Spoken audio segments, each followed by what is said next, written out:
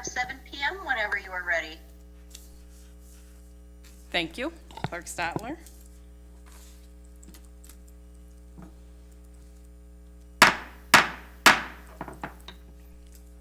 It is now 7:00 p.m. and I will call the meeting to order. Can I please get a roll call? Vice President Anderson. Here. Chancellor Blakely.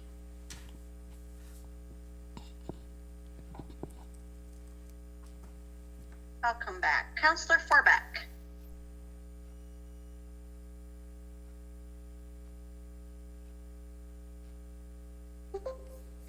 Counselor Forbeck? I'll come back. Counselor Keys? Here. Counselor Levy? Here. Counselor Preschel? Here. President Duncan? Here. Counselor Blakely? Counselor Forbeck? Madam President, I do see that they're on the line, but maybe they can't hear me. I see Counselor Blakely's microphone going green and red, so I know they're on the call and we do have a quorum. Okay, thank you, Clerk Stotler. Counselors, please mute your phones. I'll rise and join me for the Pledge of Allegiance and remain standing for a moment of silence for both O.V. Schaefer and for all of the victims of COVID-19. I pledge allegiance to the flag of the United States of America and to the republic for which it stands, one nation, under God, indivisible, with liberty and justice for all.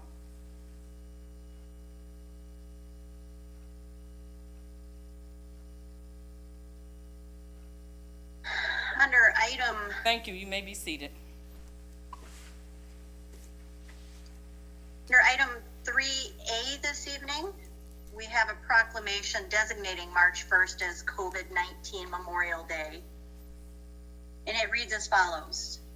Whereas the first Monday in March has been designated as COVID-19 Victims and Survivors Memorial Day. And whereas COVID-19 SARS-CoV-2 is an illness caused by a virus that can transmit from person to person and has spread across the world, creating a global pandemic that is having catastrophic effects on human life, our community, and our economy. And whereas to mitigate the spread of COVID-19, observance of public health orders to social distance and stay at home have created challenges for small businesses, workers, and schools, which are working to comply with limited resources. And whereas school districts, teachers, students, and parents are grappling with the challenges of distance learning and working to prevent any potential learning loss due to not being in person. And whereas local and state governments, health departments, and public servants have taken bold actions to protect residents, support struggling local economies, and find innovative ways to provide services. And whereas in response to rapid spread of COVID-19 and stay-at-home orders, essential workers have stepped up to provide critical services to help protect our communities and save lives, sacrificing their own health and safety. And whereas COVID-19 has had a disproportionate impact on low-income communities and minority populations, exacerbating inequalities already prevalent in our system that we must address as a nation. And whereas the symptoms and severity of COVID-19 can vary dramatically by individual, and the long-term health implications for survivors is largely unknown, as many survivors suffer with lingering side effects of the disease long after they no longer test positive. And whereas more than 2.5 million people worldwide and 500,000 in the United States have lost their lives due to COVID-19, and in Beloit, Wisconsin alone, more than 54 lives have been lost to this deadly virus. And whereas each life lost to COVID-19 mattered and leaves a hole in the hearts of loved ones, family members, and surrounding community. And whereas public health guidance and policies targeted at prevention, such as social distancing, wearing masks in public, and staying home help mitigate the spread of COVID-19, prevent illness, and lessen the burden of individuals in society. Now therefore be it resolved that the City Council of the City of Beloit supports the designation of the first Monday in March as COVID-19 Memorial Day, in remembrance of those who lost their lives and in honor of those who continue to suffer from the impact of this virus, and to commemorate them in an appropriate manner each year on that day. Be it further resolved that the City Council of the City of Beloit urges citizens to continue taking preventative measures such as social distancing and following public health orders to mitigate spread of this virus, in tribute to essential workers and those who rose in service to protect the public. Presented this first day of March 2021, Regina Duncan, City Council President. Thank you, Clerk Stadler, and I just want to add that I'm honored that we are officially having a day of remembrance for the victims of COVID-19, and I encourage members of the public to continue to take the necessary safety precautions. Thank you.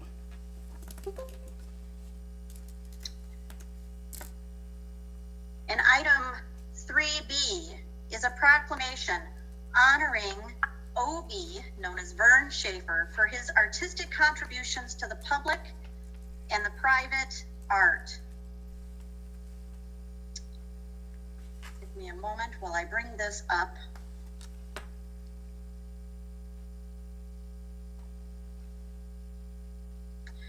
It reads as follows. Whereas O.V.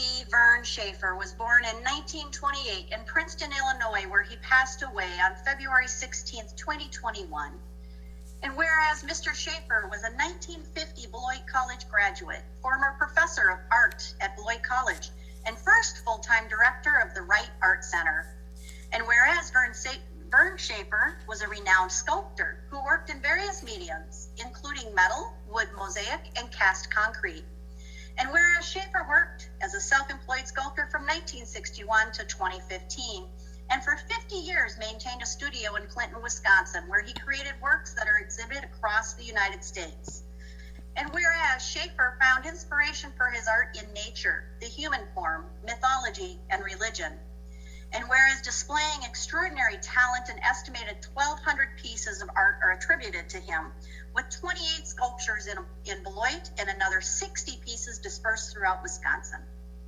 And whereas Schaefer has been publicly recognized throughout the United States, winning the Wisconsin Governor's Award in the Arts in 1970, and a certificate of recognition from Governor Scott Walker, at which time it was noted that Schaefer had more public pieces of sculpture in the state of Wisconsin than any other artist.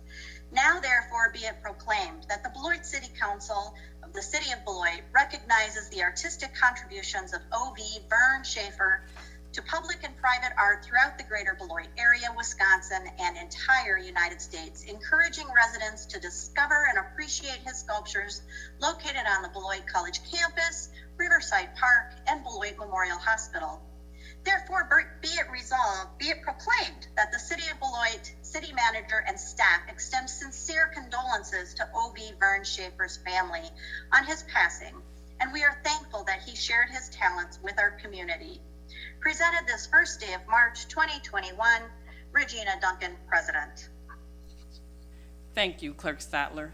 This is certainly a well-deserved proclamation in memory of O.V. Vern Schaefer. He will not be forgotten in Beloit, and I'll give more comments under my counselor comments report later in the afternoon. I don't know if any other counselors would like to say something at this time. Okay, if not, we'll move on to item 4, public hearings. Item 4A is public hearings. 4A is consideration of ordinance number 3695, amending the comprehensive plan for the property located at 3155 Prairie Avenue in the city of Beloit. At this time, our Community Development Director, Julie Christensen, will provide us with an overview. This request involves a 5.98 acre vacant industrial zone parcel located at the corner of Prairie Avenue and Inman Parkway. There's a location map included in your packet. Adjacent land uses include commercial, industrial, office, and multifamily residential. If this were approved, the applicant could then apply to rezone the property to C3 Community Commercial District, which would allow their proposed development as both permitted and conditional uses. We do believe that the change to the future land use map for 3155 Prairie Avenue to planned mixed use is the most appropriate density and development for this property, given the newly signalized intersection and mixed use district along Prairie Avenue. The planned mixed use category is intended to facilitate a carefully designed blend of community commercial, mixed residential, office, general industrial, institutional, and community service land uses. At their January 20th meeting, Plan Commission recommended approval, and this is on your agenda for a public hearing and first reading. Thank you, Julie. At this time, the public hearing is open. Would the clerk treasurer please provide any public input received? I did not receive any written public input on this item. Thank you. Would anyone wishing to speak in favor or oppose, please come forward. Final call. The public hearing is now closed. This is a first reading. Can I please have a motion to lay over this item? Is there a motion? I believe it was there a motion by Prushel and then a second by Councilor Forbeck? That sounds right. That's fine. Okay, so it was a motion by Councilor Prushel, seconded by Councilor Forbeck. We'll take questions and discussion on this item, beginning with Vice President Anderson. Do you have any questions or discussion on the motion? No, I do not, Madam President. Councilor Blakely, do you have any questions or discussion on the motion? Councilor Forbeck, do you have any questions or discussion on the motion? No, thank you. Councilor Keys, do you have any questions or discussion on the motion? I do not, thank you. Councilor Levy, do you have any questions or discussion on the motion? No, I do not. Councilor Prushel, do you have any questions or discussion on the motion? No, I don't. We'll go back to Councilor Blakely. Do you have any questions or discussion on the motion? At this time, there is a motion and a second to lay over the ordinance. I'll ask the clerk to please call the roll.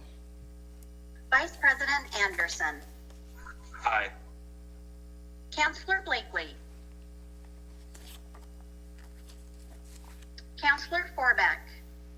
Aye. Councilor Keys. Aye. Councilor Levy. Aye. Councilor Prushel.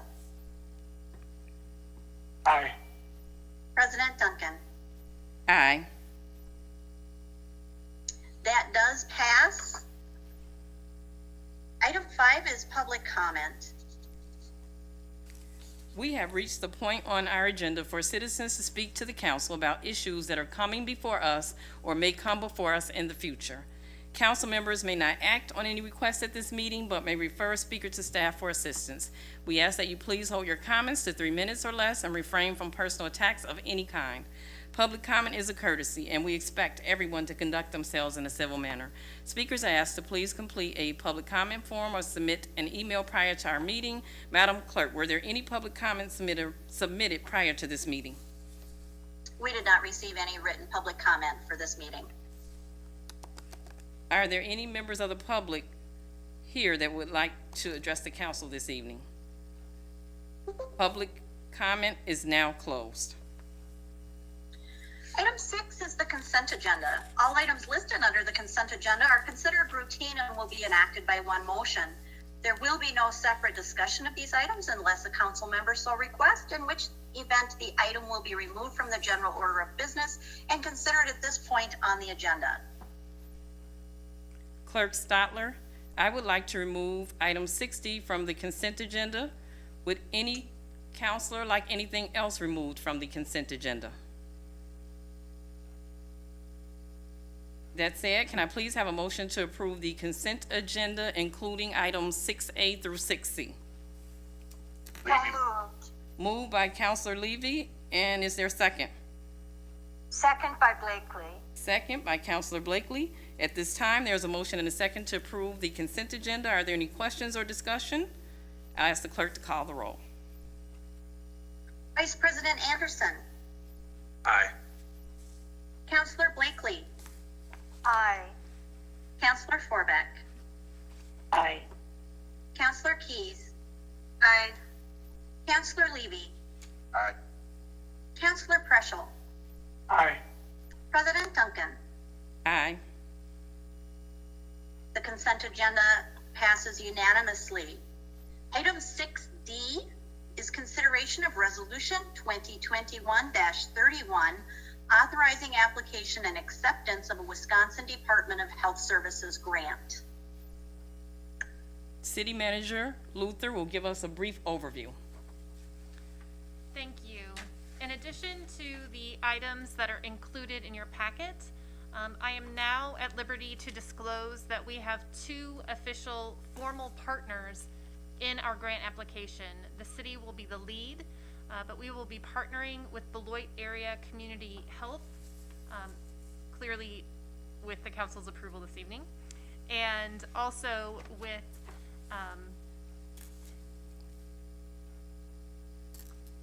I apologize. Community Action. Mark Perry has been very gracious in working with us in our application materials, and both of these agencies have expressed their interest in a joint application with the State Department of Health Services. We understand that 50 grants are likely to be awarded, and we will be pursuing the maximum allotment for our entire community of $100,000, and we're very optimistic about that approach. So we will be moving forward. Our purpose is to provide information in trusted locations, assistance with registration for vaccine, and ultimately delivery of vaccine to parts of our population that have had barriers in their access thus far. So I will stand for any questions.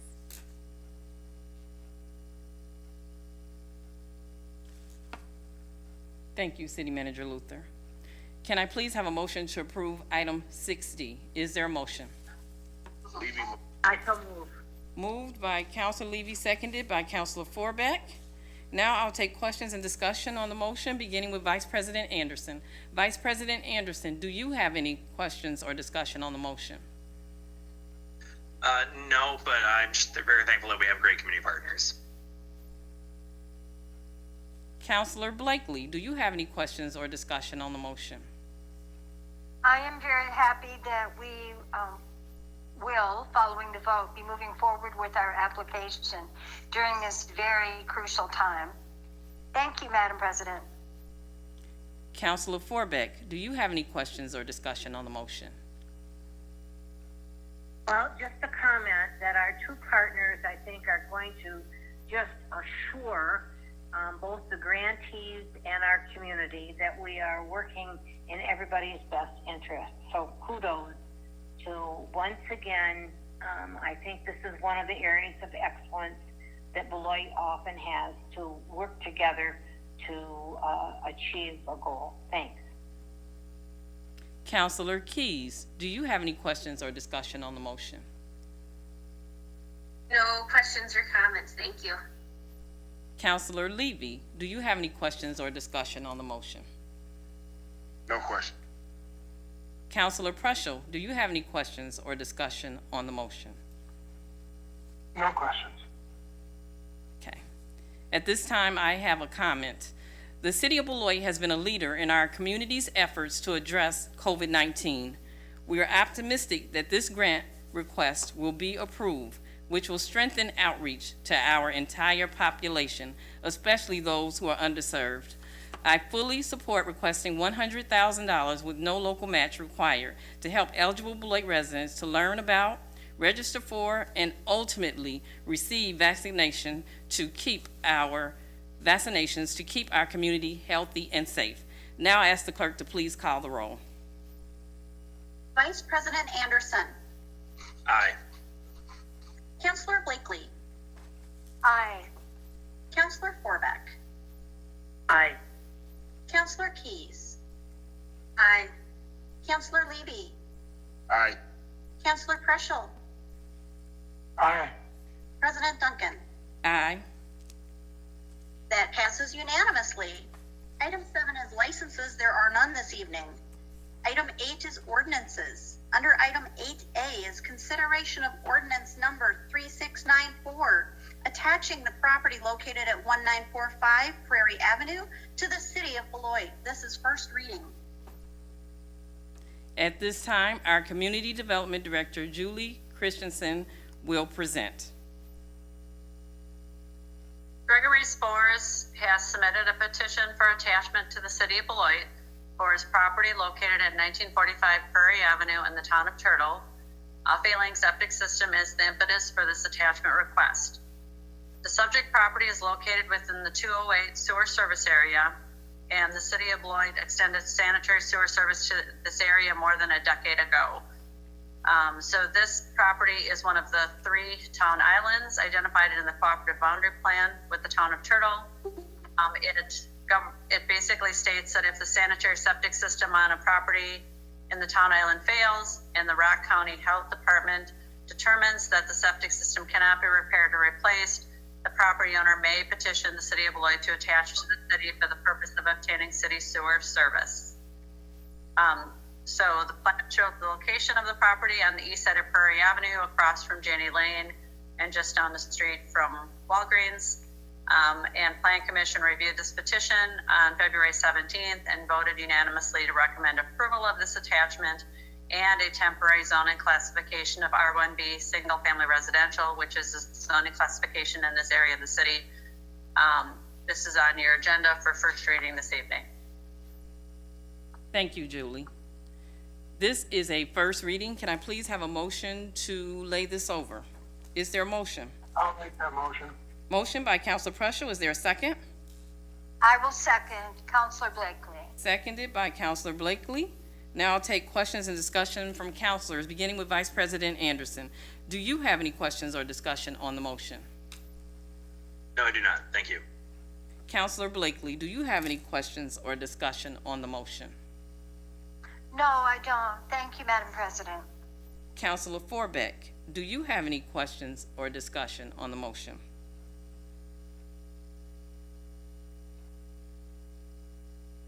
Councilor Keys, do you have any questions or discussion on the motion? I do not, thank you. Councilor Levy, do you have any questions or discussion on the motion? No, I do not. Councilor Prussia, do you have any questions or discussion on the motion? No, I don't. Councilor Forbeck, do you have any questions or discussion on the motion? At this time, there is a motion and a second to lay over the ordinance. Can I ask the clerk to please call the roll? Vice President Anderson. Aye. Councilor Blakely. Aye. Councilor Forbeck. Councilor Keys. Aye. Councilor Levy. Aye. Councilor Prussia. Aye. President Duncan. Aye. Councilor Forbeck.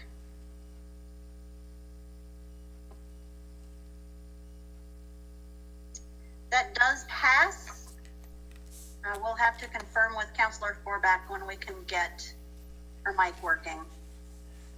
Let that go through at 6-0 since she's not on the call. Item 9 is appointments. There are none. Item 10 is councilor activities and upcoming events.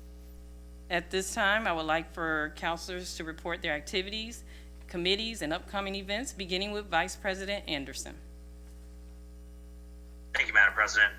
I just wanted to remind people that they still have time tonight to stop by Culver's and support Meals on Wheels at the same time. I know everybody here could probably go for a dish of ice cream or custard, should I say, after this meeting.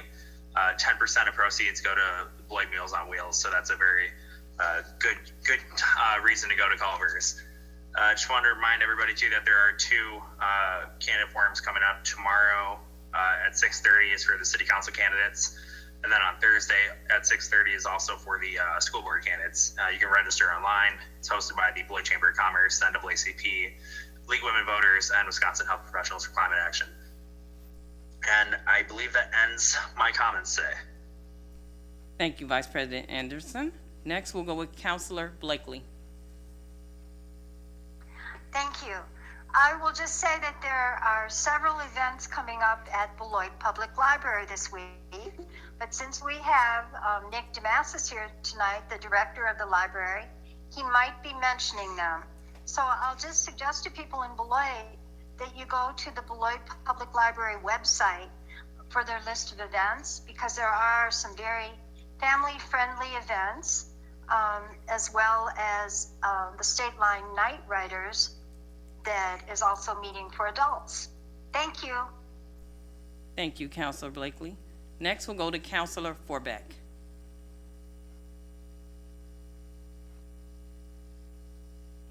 Councilor Keys. Thank you, Madam President. First, I just want to highlight that it is Public Schools Week across Wisconsin. So I encourage everyone to thank our educators and public school administrators, as well as acknowledge the hard work, dedication, and perseverance demonstrated by our students during this very challenging year. Thank you all for all that you do, because you truly make us Beloit proud. Second, I also want to highlight an event that's virtually ongoing with the Beloit Public Library, partnering with the Wealthy Environmental Center and the Beloit League of Women Voters. On the February 25th, they kicked off a climate-related virtual education series. The first presenter was senior scientist Steve Veris from the University of Madison, presenting on Together in Beloit, dealing with the climate change globally to locally. And this can still be accessed on their Facebook sites. The next presentations will be Thursday, March 11th, and then again Thursday, March 18th. And those will both be at 6:30 and live on the Beloit Public Library Facebook site. Third, personally, I want to share that I was able to volunteer with Beloit Plogging again, and 1 hour of work was very rewarding. So I want to encourage everyone, if you go out for a walk or a jog, to help pick up litter to help keep Beloit beautiful, because as the snow melts, there's lots of opportunities. And finally, I wanted to share that I received my first COVID vaccine as a healthcare professional. This was made available to me, and so I'm very thankful to have this protection and join the other folks that are able to get the vaccine. And along with that, I want to highlight that starting today, new groups in Wisconsin were eligible to get the vaccine, including educators, childcare staff, and some other public-facing essential workers. And a final win that I would like to highlight is Wisconsin has vaccinated nearly 50% of residents 65 and older. So a lot of positives, and just to continue to encourage folks to, when in public, even if vaccinated, they are still recommending we wear masks and practice social distancing. Thank you, Madam President. That ends my report. Thank you, Councilor Keys. Councilor Levy. No report. Councilor Prushel. Hi. Yeah, just briefly, I'd like to mention that the Beloit Arts Center will have their annual Jury and Art Show opening reception winter announcements this Friday evening between 5 and 7. They will still be open, and the show will be up for the most of the month of March, at least the first 3 weeks of March, following the opening night. And I can tell you I dropped three photos off for it last week, and I got to look at some of the other submissions, and there's quite a bit of Beloit in that show, so it's definitely worth Beloiters checking out. Also this week, Beloit begins moving into their new home at the former Angel Museum site on Pleasant Street. So they're getting that ready to go. Their offices are in the lower level, and they're still working on the upper level and turning it into an event space. So that's my report. Thank you very much. Thank you, Councilor Prushel. Now we'll go back to Councilor Forbeck. Thank you. Obviously, some of my connections have been misbehaving tonight. I wanted to say that my husband and I are very pleased to have received our second vaccine yesterday. And again, kudos to our health system. You know, with all the national news complaining about how the vaccine's not getting out to people, I have to say that I think we here in Beloit have been so lucky. If you belong to your health system, you've been able to get it through that. If you are older and in the other categories. Now we're going on with our teachers, and also, of course, we're going to be making sure that people who are not connected in any way with any health systems are going to be getting these vaccines. So kudos to everybody who is working so hard. Let me just tell you, the public, that we've got staff just really on this issue, and they're doing a good job. Thank you. That's all. Thank you, Councilor Forbeck. Now, my report. First, I want to express my sincerest condolences to the family of O.V. Vern Schaefer. Earlier, our City Council recognized Vern's attributes with the proclamation in his honor, as he was a graduate of Beloit College who became a distinguished artist. His great works of arts are everlasting, and we can see them throughout our entire community for many years to come. Vern made Beloit proud and left an inspiring legacy for us all. As noted in the Beloit Daily News, Vern said, "When you invent it, it's not complete. The person that is looking at it has to fill in the blanks. It becomes part of your mind, and the way you see it is a little different." That certainly resonates even more today. We have truly been blessed to have had Vern Schaefer share his amazing vision and art creations in the city of Beloit and beyond. And for that, we will be forever grateful. Let's keep Vern's family and friends in our hearts, thoughts, and prayers. Next, I will begin my report. It's nothing like these masks. Sometimes they're so hard to keep up. I was happy to take part in the virtual Read Your Heart Out program in honor of Black History Month for Merrill Elementary School students. Special thanks to Sarah Locke, our Director of Strategic Communications, for her assistance with the video, and Terry Gartland, Music Department Chair at Merrill Elementary, for including me on this project. It is very important that we join together to empower and encourage our children to learn about history and to read. Speaking of students, the city manager and I also met with some faculty from Beloit College to enhance our collaborative partnership, increasing exposure and access for minority students with city officials. We anticipate having more college students being involved in our efforts. In addition, you may be aware that the Beloit City Council proclaimed February to be Black History Month in the city of Beloit. That said, it was great that the School District of Beloit did a feature for Black History Month and included some of our very own City of Beloit heroes on their Facebook page, which included Officer Lorenzo Henderson, Firefighter DeCarlos Nora, Counselor Kevin Levy, Lieutenant Andre Sales, and it was humbling for me to be part of this group as well. If you missed it, you can go and take a look on the City of Beloit Facebook page. I also want to mention that we are seeking volunteers to serve on our commissions and boards. If you're interested, please go to the City of Beloit website or call Pam Lathrop, the Executive Assistant, at 608-364-6614.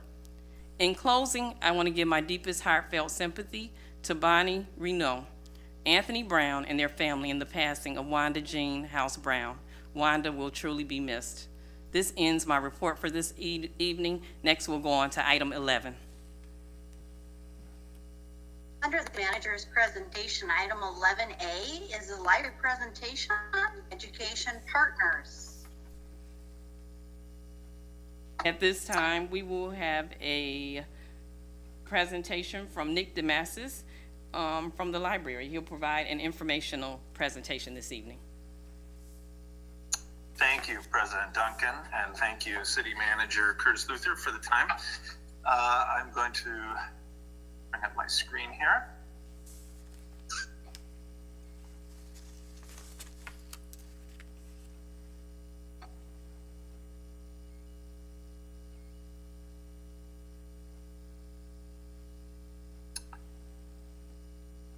Go.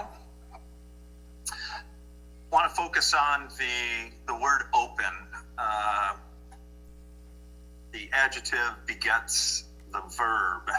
If we here at the library have open minds and open doors, then we can in turn open minds and open doors of opportunity for everyone in our community.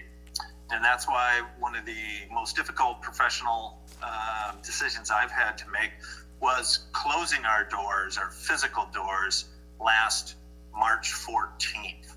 But we did not sit around and pout. We didn't sit there confused. What we did is we quickly pivoted into remote services, either through social media, through email, through the phone, anything we could do to be able to help anyone out there with whatever they were looking for, whether it was information, anything, any services. We also upgraded our Wi-Fi. If you come to the library, you can often see people sitting outside in their cars. They don't even need to come inside the building. They can sit out there and get our Wi-Fi. What we did is we upgraded it so that the reach of our Wi-Fi extended across the parking lot and provided service that way. Digital library cards, that's the ability to access our databases, even though, again, our doors were closed to our physical items. Everyone had access to our databases and other digital resources. Curbside service was something that really kind of happened organically and across the state. Most libraries engaged in this, and as you can see there in the middle, what we had were paper bags. People would request their materials. We would get them, put them in the bag, give them a time that they would be able to come up so that other people weren't around at that time, and grab their materials. So we had appointments to be able to start that curbside service, and that was pretty quick. As you see there on the right side of the screen, started May 4th. We also had safety protocols in place when materials were returned. We didn't just stick them back in the shelf, and we didn't just stick them in that paper bag. We took some time and 48 hours or 72 hours at the beginning, and have worked back from there as some of the science has come back on how long the virus can stay active on materials. And if you look on the right-hand side, the Quaran-Teen, that cute little title up there, that's not where we kept your teenagers for a year. That is actually the teen section, and logically, that's where all of our materials were being quarantined. Then we opened to the public on June 1st. And as you can see there on the left side, computers, fax, and copiers only, trying to make sure the technology was there for people, whether it was filing for unemployment, getting in contact with loved ones, accessing information from the different CDC, etc. We had a week of that, and then we opened up to full services. And as you can see from those posters that were created in-house, we were being safety conscious was in the front of our mind.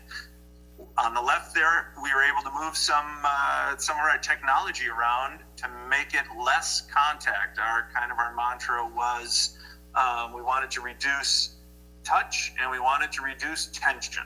So any kind of touch points, and what you see there is our self-check, and really making everything self-serve. We could open up the more that people could serve themselves, and then reducing tension points is just how can we make sure that people can navigate the library, not putting barriers and obstacles up or saying no unless we had to, but really making it, you can see the stickers on the floor, really making it visible on how to safely navigate through the library.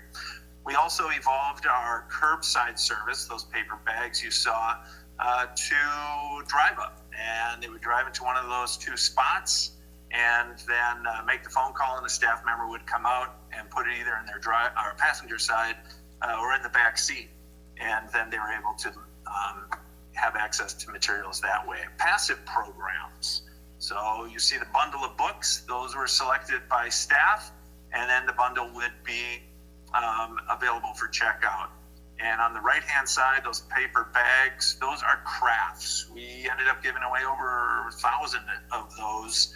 People were just delighted with them. And you can see kind of a holiday one from last fall there are two individuals that their parent took the photo, sent it into our Facebook of them with the craft that they had created from our kits. Other passive programs, we partnered with the Downtown Business Association. In the window there, you see in each of those windows, there is a poster that's actually a page from a storybook. And so this was a story walk. And at each of the stores, you could go up, read the page, and then move along to the next store to visit, hopefully buy things, and also continue through the store. So that was a partnership that was very popular with our downtown businesses. Other passive programs, SAD lamp there on the left, SAD being seasonal affective disorder. And so those are lamps that you can just put nearby on your table and you can imagine last fall, only complicated by everything that had been going on the months before, those suffering from seasonal affective disorder had the opportunity to get these to be checked out. On the right is kind of a paintbrush and a board, and it's sort of like a watercolor, but you're not actually painting anything, sort of Zen-like, and people are able to do some of those passive programs. We also had a lot of virtual programs.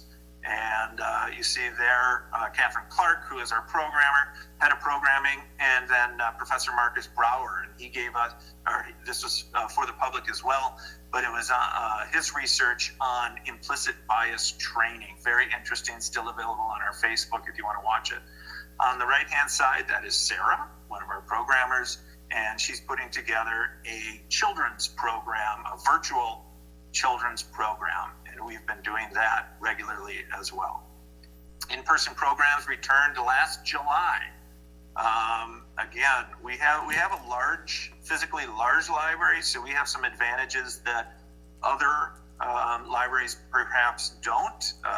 We also have a newer library, so the air system is very good and turns over all the air within every 15 minutes. So we were able, and we were one of the probably a leader in the state, or were a leader in the state in terms of providing in-person opportunities in a very safe environment.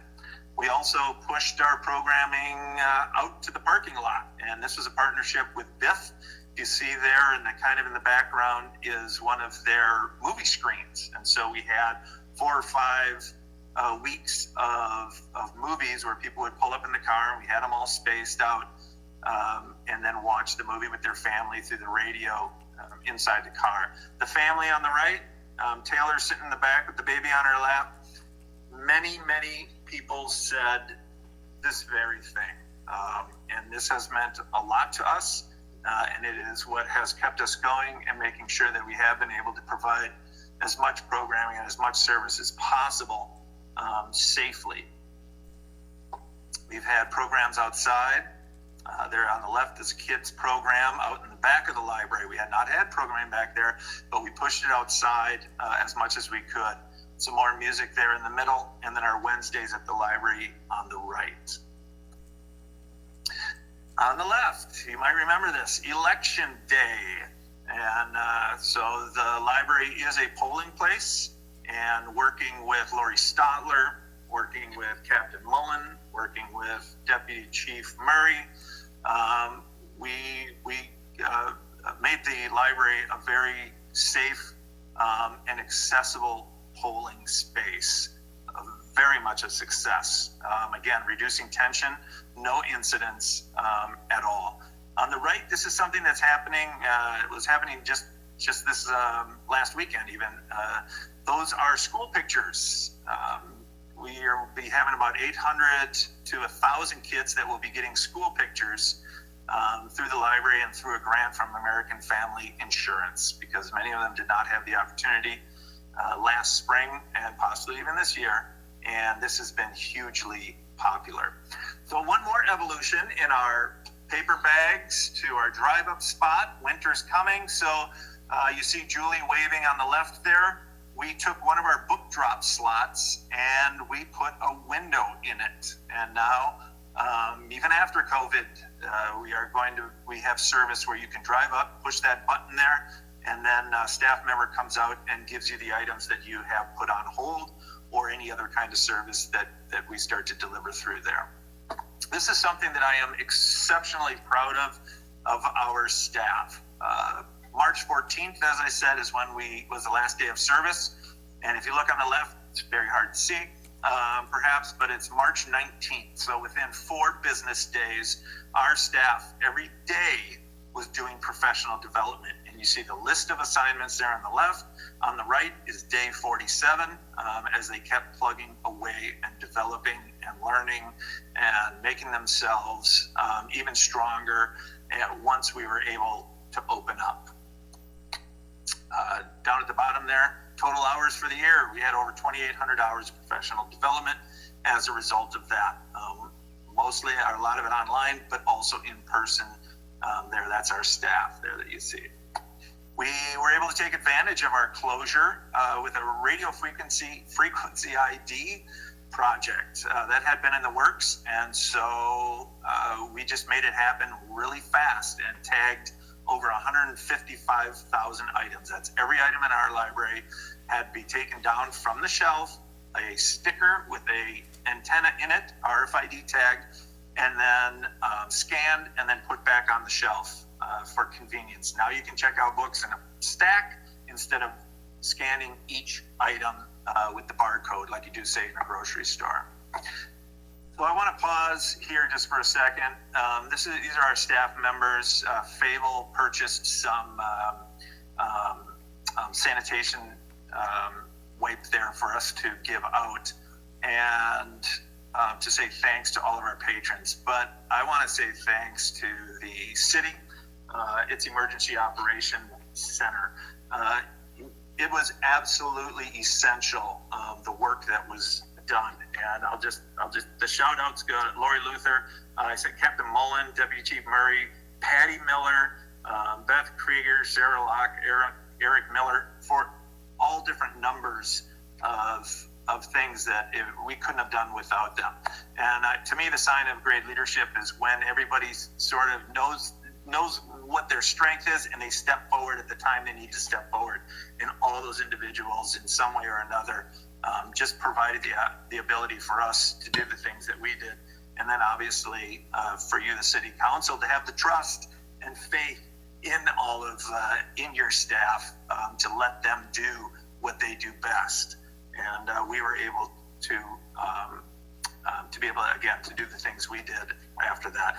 This was built upon something we've been working about for a number of years, 5 years. We had a strategic plan that laid out where we were heading. To me, the most important commitment on there is actively welcoming all members of our community to BPL. From that, everything else flows. Actively welcoming all members of our community to BPL. One thing we did is we changed our organization structure. Silos. We often talk about silos, and there you see some silos, departments. And we took that and we changed it around. If you look at the 3 on the right in that red rectangle, now everyone is looking across the landscape of the library. It's not programming for adults, it's programming. It's not services for children, it's services, etc. And that was an important maneuver that we did that also prepared us to be ready for anything, and boded well when COVID hit. What we also did is said, look, anybody can move up in this organization. Mobility is a thing.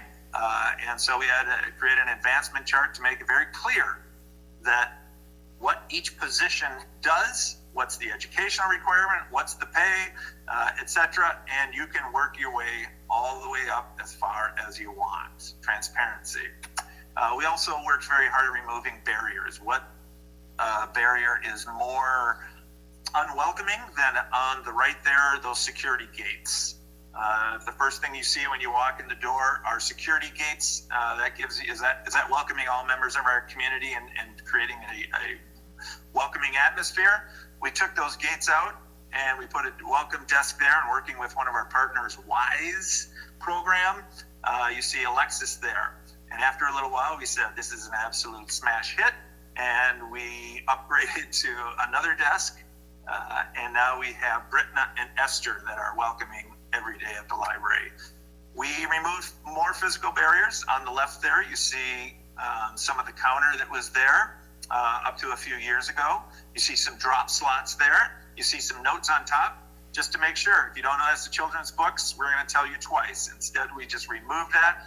And then on the photo on the right, you can see removing barriers between the staff and the public. This was the reference desk that was there, very functional in its time, but its time had come and gone. And now what we did is on the right there, everything is mobile.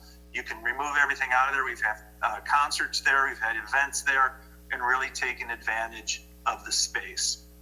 That's the other end of the counter. Removed that, moved the copiers and some of the other technology, fax machine up closer to the staff. Again, making it porous for staff and the public to interact. The children's area, that was the children's area desk. And we removed that. And now we had a tree there by a Milwaukee artist. Underneath it, all kinds of interactive.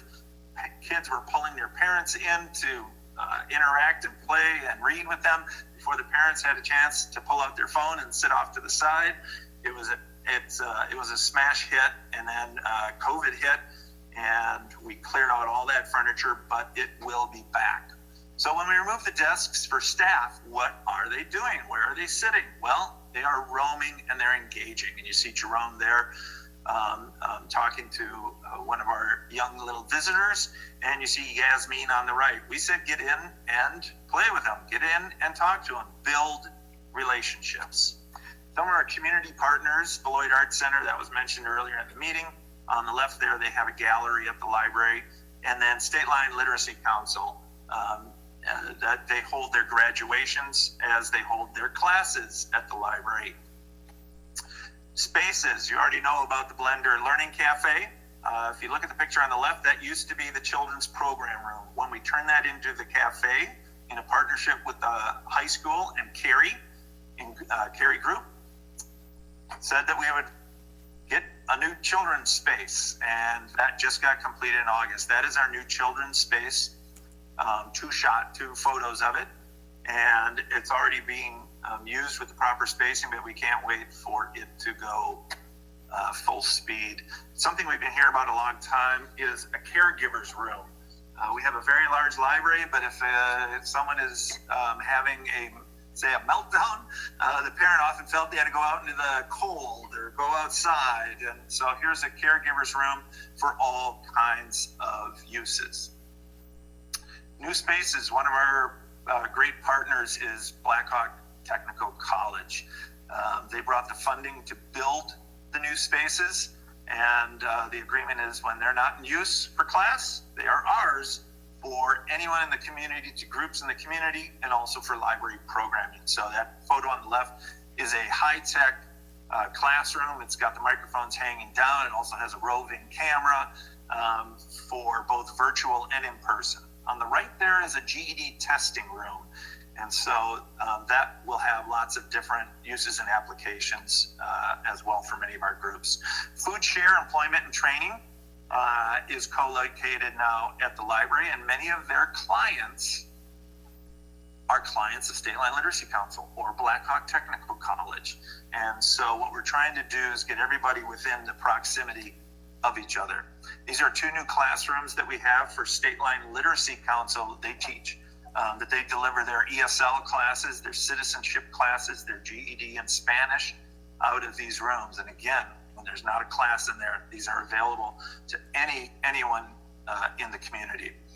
This is an office. State Line Literacy Council has some of those desks, but we also have 3 other desks in there that are available to nonprofits in the community. Not everybody can afford rent. Not everybody needs more than 4, 5, 8 hours a week or even less. And so these desks are now available for those groups, and then those cubicles are upstairs for those that need something a little more private. In the staffing area, we're focused on the internal as well. We turned an office into a professional development room, and so now people can engage in webinars and reading, professional journals, etc. And then on the right, those three heads, the head of resources, head of services, and head of programming, we built these three offices here and brought them down from the second floor so that they're in the mix of things. Partnerships. Any school with any children in it is our partner. And so we have the Beloit Turner, Our Lady of Assumption along the top there. You see Rock County Christian, homeschoolers, lots of resources for homeschoolers. Down at the bottom, we have Lincoln Academy that's opening up just yards away, and up to 700 kids. That's all we care about. There are going to be 700 kids from our community that are going to be able to walk over to the library. Rochelle Elliott in the middle there is fantastic. She's with the school district, director of literacy. And then on that right, I'll just take a second to mention that, is the school district has been closed. School has been closed, but Brandy has been over here, and what she does is help parents and the students to get into their Google Classrooms. And even late into the fall, there were still kids that had not attended any classes. So that partnership with them and her ability to come over and help them on has been vital as well. And it gets back to that fact that we have been open. Open minds means innovation. When you are an innovative library, the word gets out.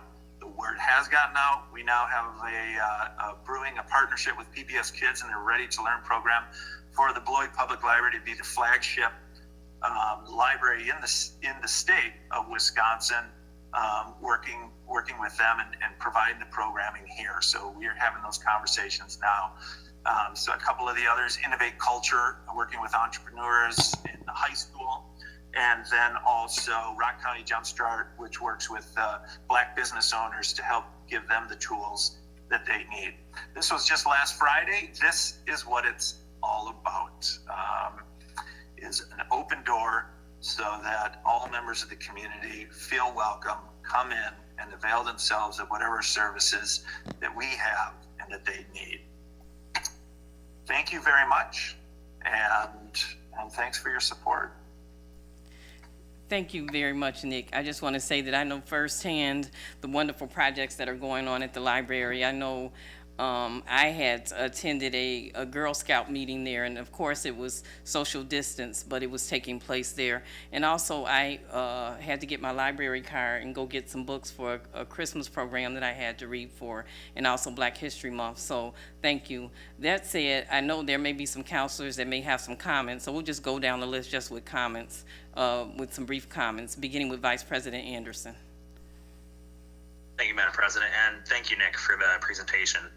It was really nice to see some of the projects from when I first got on the council and was on the library board, seeing those finally come to life and really grow. And I'll tell you, I really missed hearing the phrase best Beloit model. It's been a while, so it was nice to hear that again. And then second, I really would like it if you could just give your staff praise. My day job, I work with kids, and I've got a number of them that absolutely love our public library, and we have very welcoming staff. They're always very warm and friendly when our kids come in, and even when I have a kid that's having a rough day and is kind of having some emotions, the staff are very understanding and treat the kids with respect even when they're having a rough day. So your staff are amazing, the library is amazing, and I just want you to pass that praise on to them. Thank you. Councilor Blakely. Thank you so much for your presentation, Nick. I agree. The library has always been an important aspect of Beloit life, and it continues to be so under your leadership. And I really want to thank you and the library staff for all you've done to not only keep things afloat, but keep them can't think of an appropriate metaphor, but moving along apace in spite of the pandemic. Things like the window drive-through, I utilize myself a lot. And so as a council member, as the council rep on the library board, and just as a citizen of Beloit, I'm really grateful for you and the work the library does. Thanks so much. Thank you. Councilor Forbeck. Well, Nick, thank you. And your presentation was so great. We could really pay attention to every single item that you were naming, and they're all great. Talking for the city of Beloit, when you take our story outside of the community, we used to talk about areas of excellence, and the library is almost even exceeding being an area of excellence. We're very proud. Thank you. Thank you. Councilor Keys. Thank you, Madam President. First, Nick, I want to thank you for that wonderful presentation. And also thank you and your staff for your leadership and initiative in maintaining accessibility and services to our entire community through this really challenging year. And personally, I want to echo what many families have said, is that my thank you for all the programming and the kids programming, because especially during the summer and the fall, it was really excellent to safely get out and participate in educational programs. So thanks again. Thank you. Councilor Levy. Nick, thanks to you and your staff for all you do for the city of Beloit and the Beloit community. And I also want to commend you for an excellent job during the election time. You are absolutely right. It was wall-to-wall people outside the doors all day long, but I think everyone that participated there felt safe, and there's nothing that the people that was working the elections asked for that you weren't like Johnny on the spot and say, we got that, don't worry about it. You know, it just helped me as a first-time captain, helped make my job a little bit easier and more relaxing when I can say, Nick, I don't have this. And you're like, don't worry about it, Kim. I'm going to get it. We're fine. So I just want to thank you on behalf of everyone who worked that day for a job well done. Thanks very much. Councilor Prushel. I am going to say it's wow. Wow, Nick, that was great. And everybody at the everybody at the library, that was a great presentation. I'm just amazed at how far you've come from when I joined the library board as the rep there, and the progress, and it's so really good to see that fulfilled, actually. You know, a lot of things that were being talked about back in 2018, 19 are reality now, and it served you well, and I'm just really impressed with both the leadership, the vision, and making better Beloit. That's been my mantra for all of my life. Make Beloit better. When I leave it better than I found it. And you've certainly gone beyond that. This is an excellence we just don't see enough of. And will somebody please alert the media to cover this story? Thank you very much. Send them 10 copies of your presentation. And by the way, you can quote me on that. So anyway, I'm going to stop there because you've spoken a long time, and it was a great presentation, and people need to hear this story. So thanks a lot, Nick. Thanks to everybody there. Okay. Thank you. Play well. And again, Nick, I just want to say thank you to you and the Beloit Public Library staff and board for your hard work and for making our public library a place for so many exciting programs and services. So thank you. Job well done. Next. Thank you. You're welcome. And what you just said is our public library, and that's been absolutely essential as the support we've gotten from the city manager, the city council, and all the city staff. So we couldn't do it without all of that support that we've gotten. Just lastly, that presentation those slides went really fast, intentionally, and so we posted them on our website as well if you want to go and just take a leisurely stroll through that again and look at those pictures or any of that a little more in detail. So thank you. Appreciate that reminder, Nick. Thank you. Next, we'll go on to item 12. I do not believe there are any reports from boards and city officers, so that would move to adjournment. Thank you, Clerk Stotler. So at this time, can I please have a motion to adjourn? So moved. Motion by Counselor Prushel. Is there a second? Second by Counselor Keys. Second by Counselor Keys. Is there any discussion? All in favor, please say aye.